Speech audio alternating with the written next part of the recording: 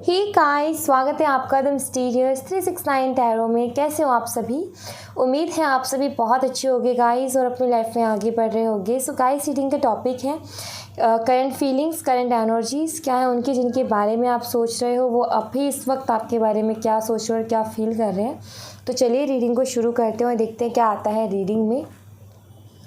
Positive रहिएगा guys. सबसे पहले तो मैं जैसे कि हर रोज़ ही करती हूँ एनर्जीज़ में देखूँगी, देन उसके बाद ही मैं फीलिंग्स और इमोशंस पे जाऊँगी।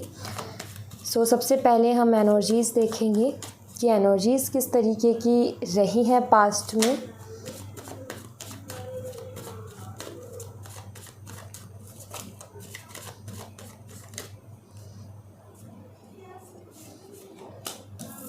Page of pentacles,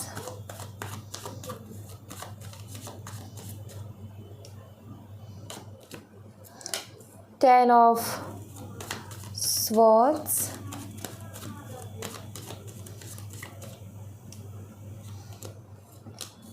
king of swords,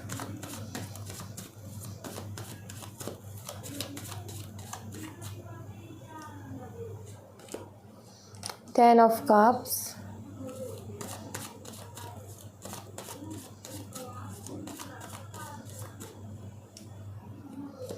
ten of pentacles. दो एनर्जीज़ हैं, दो तीन एनर्जीज़ हैं, इनको मैं क्लियर करती हूँ। सबसे पहले ये तो या तो आप इनके साथ पार्टनरशिप में रह कर के आपने इनके साथ कोई काम किया है, ये मुझे नज़र आता है।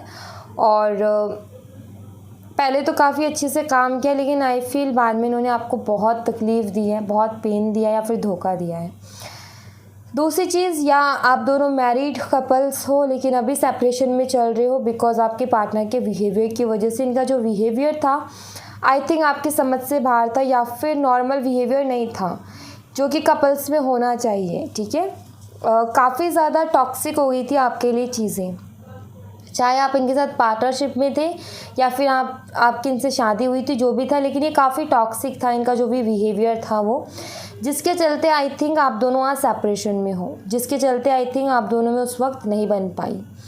उसके अलावा मुझे जो दिखता है वो ये कि आपके जो पार्टनर हैं, मुझे ऐसा लगता है जैसे कि वो मैरिड है और आप अनमैरिड हो।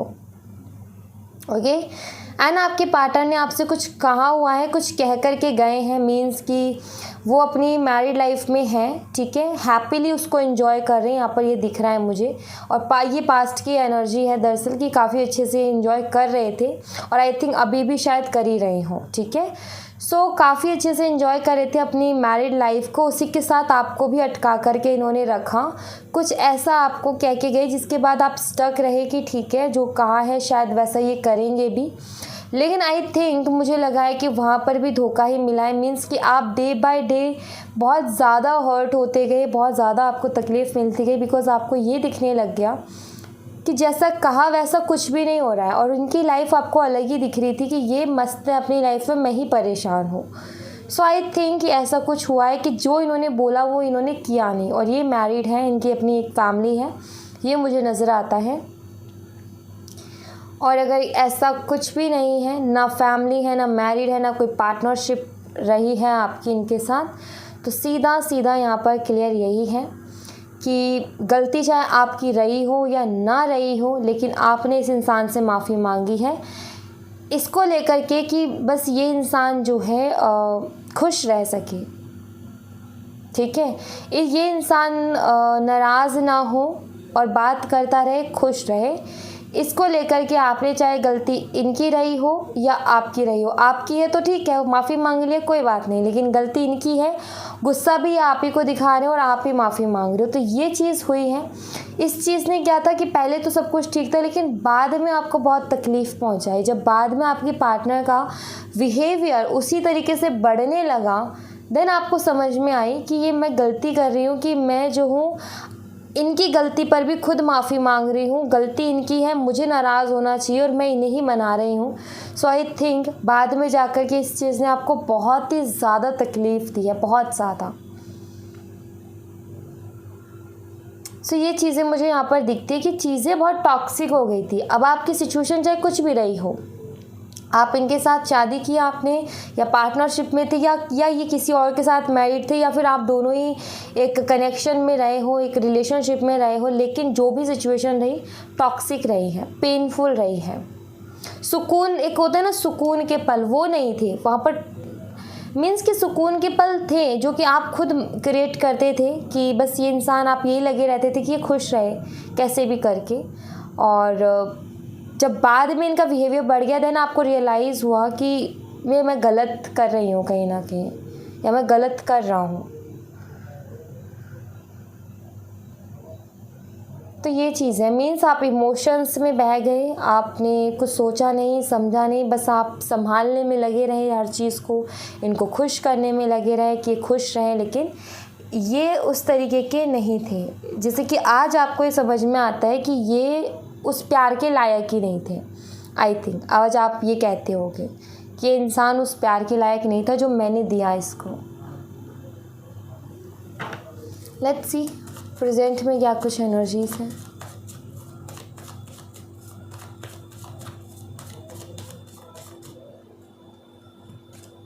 Queen of pentacles,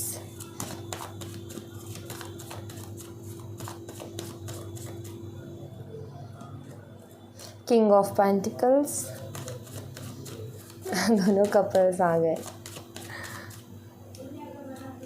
wheel of Fortune,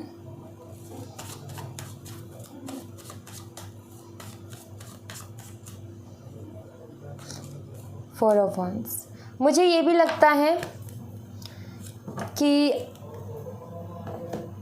आपके पार्टनर किसी और की बातों में भी थे, ठीक है। जैसे कि फैमिली हो गई, फैमिली मेम्बर्स हो गए, उनमें से कोई ऐसा इंसान जिसकी बातों में ये थे।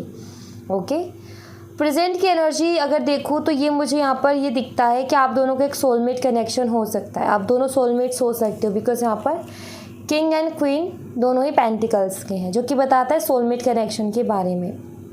लेकिन क्या है कि वक्त अभी आप दोनों के साथ नहीं था, इसलिए चीज़ें ख़राब हुई, ठीक है। शायद वक्त को कुछ ऐसा ही आना था, शायद कुछ ऐसे लेसन्स सीखने थे, इसलिए हुआ। और वक्त बदलेगा तो रिकन्सिलेशन भी डेफिनेटली आप दोनों का होगा। तो यहाँ पर ये क्लियर है, पास्ट में जो कुछ हुआ उसको आप एक दूसरे के लिए ब्लेम नहीं कर सकते एक दूसरे को कि तुमने ऐसा किया या तुमने ऐसा किया।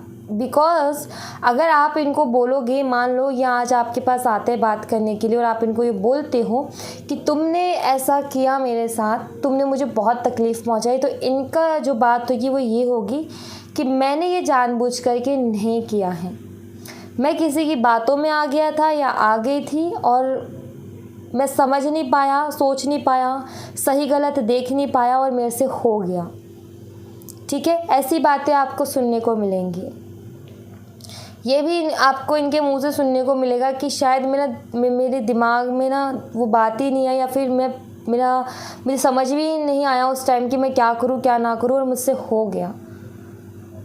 तो ये चीज़ आपको दिखेगी। ये भी प्रेजेंट की एनर्जी में मुझे ये मैसेज दिया जा रहा है कि आप दोनों का एक सोलमेट कनेक्शन है, आप दोनों एक जैसे ही हो लगभग, ठीक है। आप दोनों में आई थिंक बहुत अच्छा बॉन्ड हो सकता है। यहाँ पर यूनिवर्स ये कह रहे हैं कि आप, सॉरी गाइस, ओके, सो यहाँ पर ये है कि मैसेज यहाँ पर क्लियरली दिया जा रहा है कि सोलमेट कनेक्शन है, लेकिन शायद वक्त कुछ ऐसा रहा कि उस वक्त में ना आप समझ पाए, ना आपके पार्टनर, ना आप समझ पाए, ना वो, और चीज़ें ख़राब हो गई। लेकिन ये वक्त फिर से बदलेगा। व्हील ऑफ फॉर्चून का मतलब यही है कि जिनका अच्छा वक्त है उनका और भी अच्छा वक्त आने वाला है, और जिनका बुरा वक्त चल रहा है उनका डेफिनेटली अच्छा वक्त आने वाला है। सो इस रिलेशनशिप में अच्छा वक्त आने वाला है। अगर सेपरेशन में चल रहे हो तो रिकन्सिलेशन होने वाला है, और अगर अंडरस्टैंडिंग नहीं हो पा रही थी तो अंडरस्टैंडिंग होगी। आप दोनों एक दूसरे की बातों को अच्छी तरीके से समझ पाओगे, अच्छे से समझोगे। सो ये चीज़ मुझे यहाँ पर दिखता है। आप दोनों के बीच में प्यार बढ़ेगा आगे आने वाले टाइम पे। प्रेजेंट की एनर्जीज़ को देख करके ही मुझे आगे आने वाला टाइम जो है वो दिख रहा है। सो ज़्यादा दूर नहीं है। अगर आप सेपरेशन में चल रहे हो तो आपका रिकन्सिलेशन ज़्यादा दूर नहीं है। मैं आपको ये बता दूँ, बहुत जल्दी आपका रिकन्सिलेशन हो जाएगा, अगर पास्ट में किसी ऐसी एनर्जी से आप गुजरे हो तो, ठीक है। यस, एंड लेट्स सी कि आपके पार्टनर आपके लिए फील क्या कुछ कर रहे हैं, अभी क्या कुछ सोच रहे हैं वो आपके बारे में।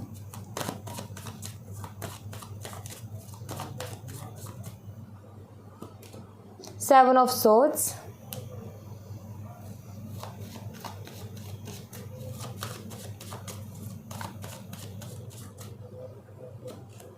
Ace of Wands,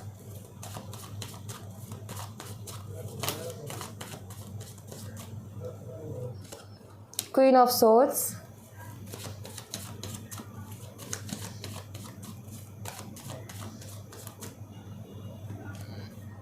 Four of Cups। मुझे लग रहा था कि 4 of Cups का कार्ड आएगा। Knight of Wands, the fool, new beginning, new beginning, new beginning. Okay, so आपकी पार्टनर जो है आपके लिए ये सोच रहे हैं कि जिस तरीके का इन्होंने बिहेव किया था लास्ट टाइम, कि बिना बताए चले गए या फिर आपको बहुत ज़्यादा बहुत कुछ बुरा भला बोल दिया और जल्दबाजी में जो भी इनका ये रहा कि मैं ही सही हूँ और कोई सही नहीं है सिवाय मेरे। तो आई थिंक उस चीज़ से आपके पार्टनर ये फील कर रहे हैं कि इस चीज़ की वजह से आप काफ़ी ज़्यादा हर्ट हो गए और आप काफ़ी ज़्यादा बदल गए हो। मीन्स कि ये वो एनर्जी है इस क्वीन की जो कि ये मुस्कुराती ही नहीं, एक तरीके से बहुत सीरियस है अपनी लाइफ को लेकर के, ठीक है। बिकॉज इसने एक्सपीरियंस ही कुछ ऐसे किए होते हैं अपनी लाइफ में कि बहुत कुछ इसने सहा होता है अपनी लाइफ में और उसके बाद में अभी इस जगह पर है तो यहाँ पर ये बहुत सीरियस है। इसके पास बहुत सारे एक्सपीरियंस है, लाइफ के तजुर्बे बहुत ज़्यादा हैं इसके पास और इसको पता है कि किसके साथ किस तरीके से ट्रीट करना है, किसको किस तरीके से काम में लेना है और किसको कितनी इज्जत देनी है। तो ये बहुत अच्छी तरीके से जानती है क्वीन। सो ये अगर इस क्वीन से मिले फर्स्ट टाइम कोई या फिर देखे दूर से तो उनको ये लगेगा कि इतनी रूड है ये और इसको बिल्कुल भी इसके अंदर दया नहीं है और ये है कितनी खड़ूस सी। सबको ये फील होता है इसको देख कर के, लेकिन जब इसके साथ रहा जाए तो पता चलता है कि ये आखिर ऐसी क्यों है।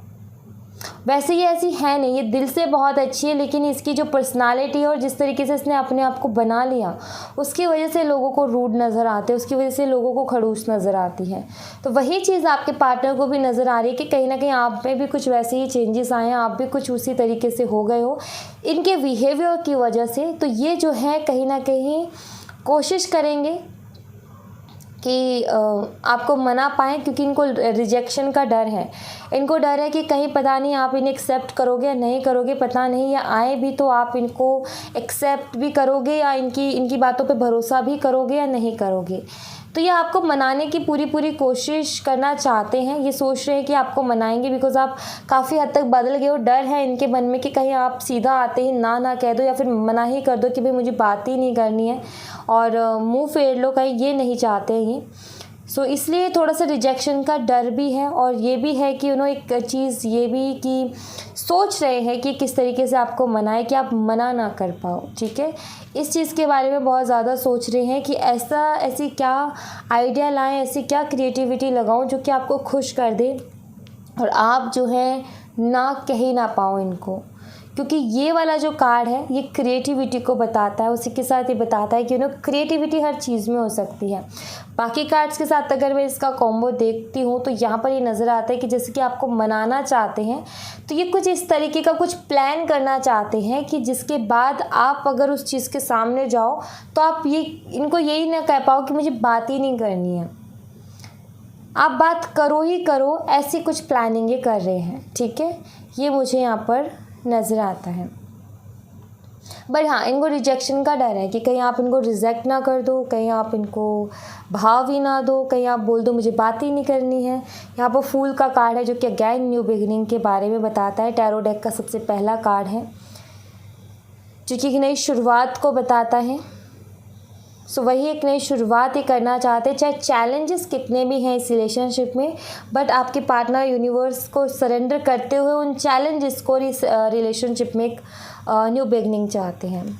ओके, लेट्स सी आगे ये स्टेप जो लेंगे कब तक लेंगे आपके लिए, वो मैं देख लेती हूँ। यहाँ पर मैं टाइम देखूँगी कि ये कब तक वापस आएंगे आपकी लाइफ में। Let's see, 8 of Wands,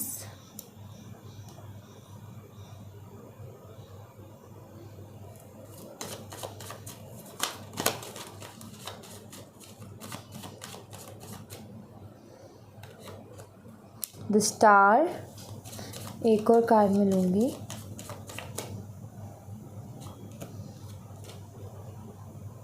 page of cups. Guys 1 महीना, ठीक है, 1 महीने में ये वापस आएंगे। 1 महीने का टाइम मुझे लग रहा है। आप दोनों के बीच में बहुत अच्छी बातें होंगी, ये मुझे दिख रहा है, और बहुत सारी चीज़ें ठीक भी होंगी आप दोनों के बीच में, क्योंकि स्टार का कार्ड की हीलिंग के बारे में भी बताता है कि आप दोनों की जो भी बातें होंगी उसके बाद चीज़ें ठीक होंगी, ठीक है। उसके बाद में ऐसी कुछ चीज़ें जो कि आप भी काफ़ी ज़्यादा हील होगे, आपको जो तकलीफ़ है, जो दर्द है दिल में, वो कहीं ना कहीं आप भी उससे उभरोगे। एंड 1 महीना लगेगा इनको, ठीक है, 1 महीने का टाइम मुझे यहाँ पर दिखता है। सो ये जुलाई चल रहा है, मीन्स कि अगस्त या अगस्त के लास्ट तक तो हो जाएगा। ओके, सो अगस्त या अगस्त के लास्ट तक सब कुछ ठीक हो जाएगा, ये यहाँ पर मुझे क्लियरली दिख रहा है। ऑलराइट, सो या thank you so much guys, ये थी आप लोगों के लिए एक छोटी सी रीडिंग। आई होप आपसे रेजोनेट की हो, आई होप आपको पसंद आई हो। रेजोनेट की हो तो मुझे बताइएगा ज़रूर कमेंट बॉक्स में। पसंद आई हो तो लाइक ज़रूर कीजिएगा, चैनल को सब्सक्राइब करना मत भूलिएगा। मिलते हैं नेक्स्ट रीडिंग में, तब तक अपना ख्याल रखें। Bye bye, take care, see you again.